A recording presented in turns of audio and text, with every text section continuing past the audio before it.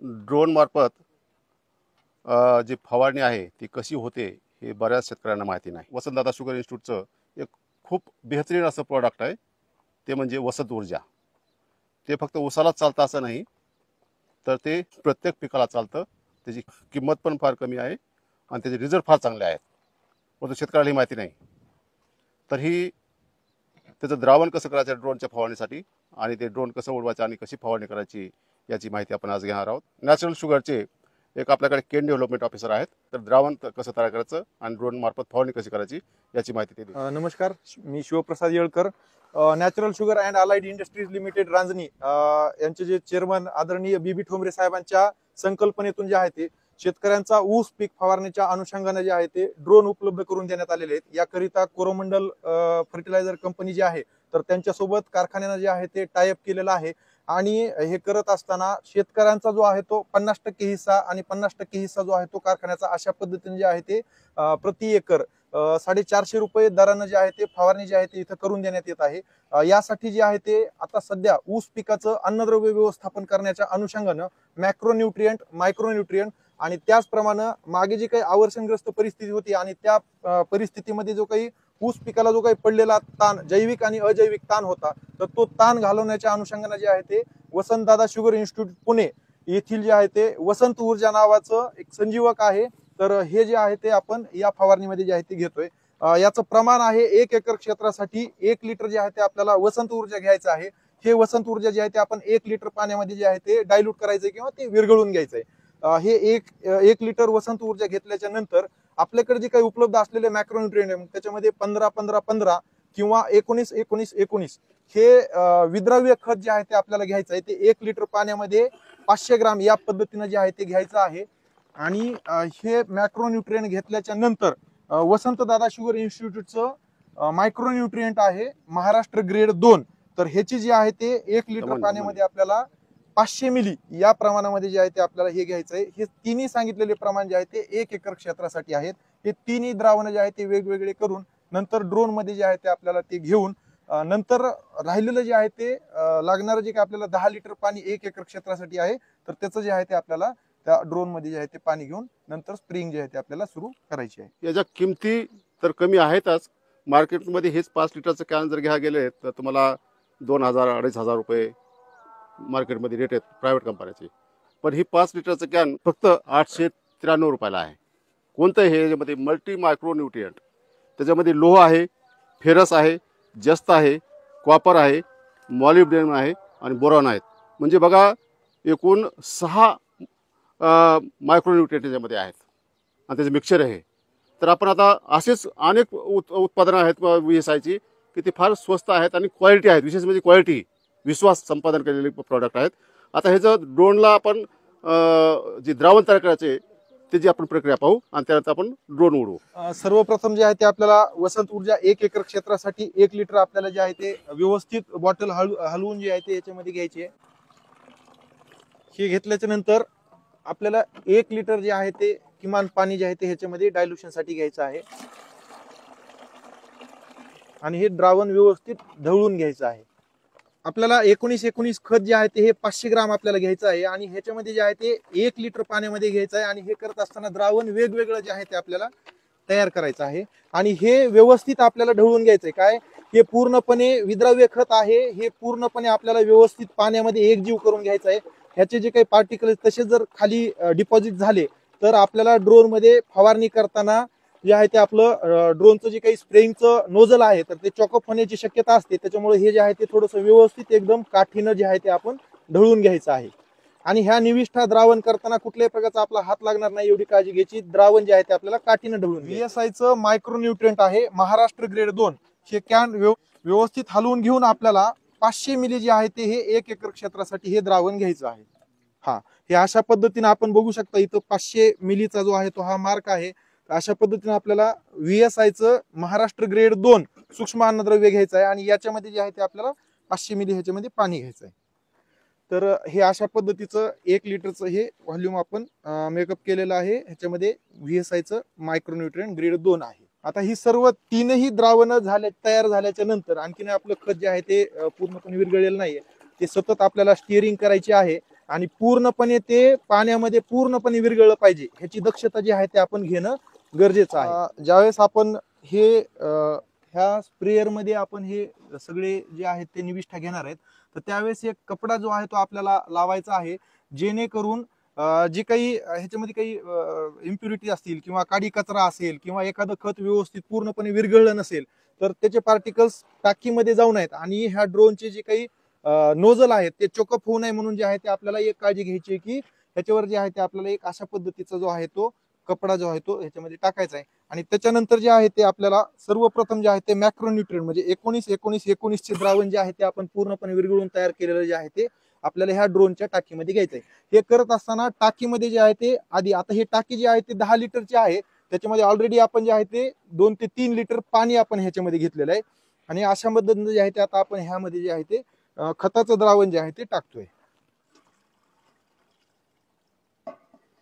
हे खताचं द्रावण टाकल्याच्या नंतर आपल्याला महाराष्ट्र ग्रेड 2 वसंत दादा शुगर इन्स्टिट्यूटचं मायक्रोन्यूट्रिएंट जे आहे ते आपण याच्यामध्ये घेतोय. हे 500 मिली जे आहे ते 500 ml पाण्यामध्ये जे आहे ते आपण डायल्यूट करून घेतलेलं आहे आणि हे आता हे टाकीमध्ये आपण घेतोय. ह्या 2 निविष्ठा घेतल्याच्या नंतर शेवटी आपल्याला आपण जे काही वसंतदादा शुगर इन्स्टिट्यूटचं वसंत ऊर्जा 1 लिटर घेतलं होतं ते 1 लिटर पाण्यामध्ये आपण जे आहे ते मिसळून घेतलेलं आहे. तर हे जे आहे ते आता आपण शेवटी जे आहे ते ह्या टाकीमध्ये घ्यायचं आहे. अशा पद्धतीने आपण हे वसंत ऊर्जा त्याचप्रमाणे मॅक्रोन्यूट्रिएंट आणि मायक्रोन्यूट्रिएंट घेतल्याच्या नंतर ह्या टाकीचं जे काही उर्वरित व्हॉल्यूम आहे, जेवढं पाणी ह्याच्यामध्ये 10 लिटर पाणी बसतं तर ते उर्वरित जे आहे ते आपल्याला पाणी जे आहे ते ह्याच्यामध्ये घ्यायचं आहे.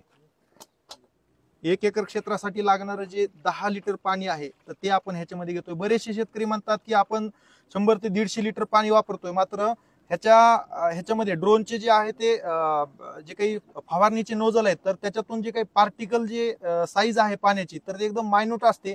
त्याच्यामुळे आपण हे 10 लिटर मध्ये फवारणी उरकू शकतो. त्याचप्रमाणे फवारणीसाठी माणसाची जी स्पीड असते तर ते जे आहे ते आपण 3 ते 5 किलोमीटर प्रति तास असते. तर ड्रोनची जर स्पीड आपण पाहायला गेलो तर ती स्पीड असते किमान 15 ते 20 किलोमीटर प्रति तास. त्याच्यामुळे बऱ्याच शेतकऱ्यांचा प्रश्न असा असतो की जिथं आपण 100 लिटर पाणी फवारतो तिथं 10 लिटर मध्ये कसं होईल. तर ह्याच्यामध्ये आपण काय केलेलं आहे, फक्त पाण्याचं प्रमाण कमी केलेलं आहे, मात्र औषधांचं प्रमाण जे आहे ते 1 एकर क्षेत्रासाठी जेवढं लागतं तेवढंच आपण ह्याच्यामध्ये ठेवलेलं आहे. अशा पद्धतीने जे आहे ते 10 लिटर पाण्याचं जे आहे ते व्हॉल्यूम ह्याच्यामध्ये पूर्णपणे बसलेलं आहे. पूर्णपणे टाकी जी आहे ती आपली ड्रोनची भरलेली आहे. हे अशा पद्धतीने आपण तीनही जे आहे ते निविष्ठा आपण ह्याच्यामध्ये घेतलेले आहेत आणि 10 लिटरचं व्हॉल्यूम ह्याच्यामध्ये पूर्णपणे पाण्याचं हे करून टाकी पूर्णपणे भरलेली आहे आणि अशा पद्धतीने आपण हे कॅप लावून जे आहे ते आता फवारणीसाठी जे आहे ते आपला ड्रोन जो आहे तो आता रेडी झालेला आहे. मी आता ड्रोन फ्लाइंग करीत आहे. हा आता आपला ड्रोन चालू झाला. हा ड्रोन आपला चालू झालेला आहे आता.